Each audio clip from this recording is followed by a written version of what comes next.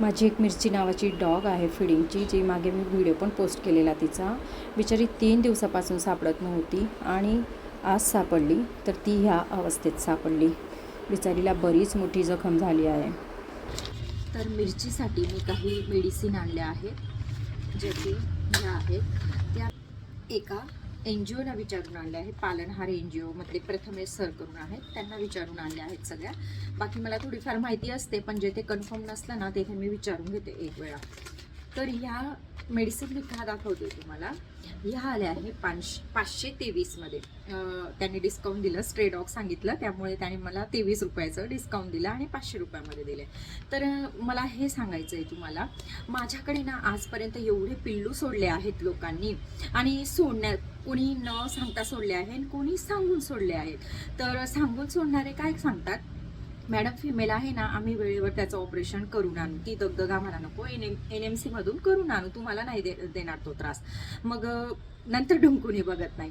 मग त्याला खायला एक बिस्किटचा साधा पुडाही देऊन जात नाही ते लोक. आणि जेव्हा देतात ना तेव्हा एवढे प्रेम दाखवतात त्यांच्यावर, एवढं प्रेम दाखवतात.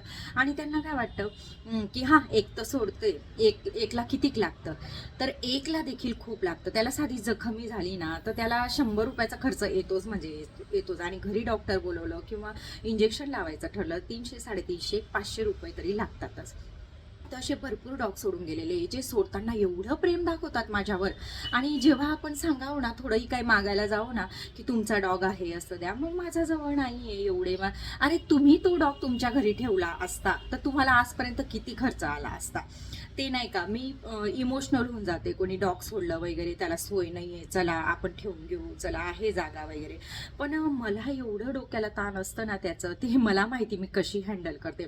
त्यांना खाण्यापिण्यापासून तर त्यांच्या औषधी, त्यांच्यावर गोची लागली वगैरे, टिक्स वगैरे लागले, त्यांना पावडर टाका वगैरे, त्यांचं आवरा. आणि जेव्हा नवीन डॉग येतो ना त्याला कंपाऊंडच्या आत ठेवावं लागतं. मग तो तिथंच घाण वगैरे करतो, कारण की पळून जाण्याची भीती असते. मग ते आवरा वगैरे, त्या मागची मेहनत सोडणाऱ्यांना दिसत नाही. परंतु बस सोडून गेला एक डॉगला कितीक लागतं. तर असं खूप सारं लागतं डॉगला. जी ही मिरची तर बिचारी कोणी सोडली नाहीये, ती माहिती नाही करोनापासून आहे. तिची आई देखील होती, तर मी तिची सेवा करते. तिला वेळोवेळी जे काय झालं नियमित गोळी वगैरे, टिक्सच्या वगैरे गोळ्या देत असते. पण मी हे खास हे जे माझ्याकडे डॉग सोडून जातात ना त्यांच्यासाठी सांगते की बाबा खूप खर्च लागतो. तुम्ही फक्त असं वाटतं तुम्हाला इथे खायला भेटणार आहे म्हणजे आम्ही सोडून दिलं, आम्ही पुण्याचं काम केलं. पण त्याचा मागचा आहे ना, तुम्हाला माहिती नाही किती खर्च आहे. म्हणून आहे ना, तुम्ही डॉग सोडून जातात ना तर त्याचा खर्च पण उचला, निदान निम्मे तरी उचला.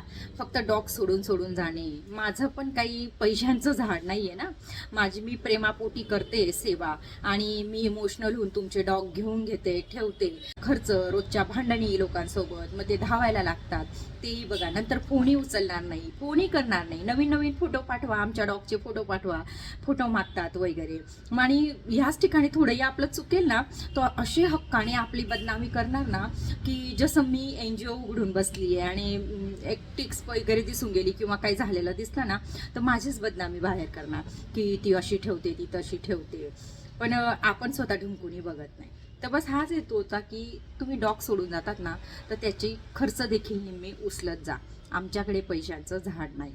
तर चला मी आता जाते माझ्या मिरचीची ट्रीटमेंट घ्यायला.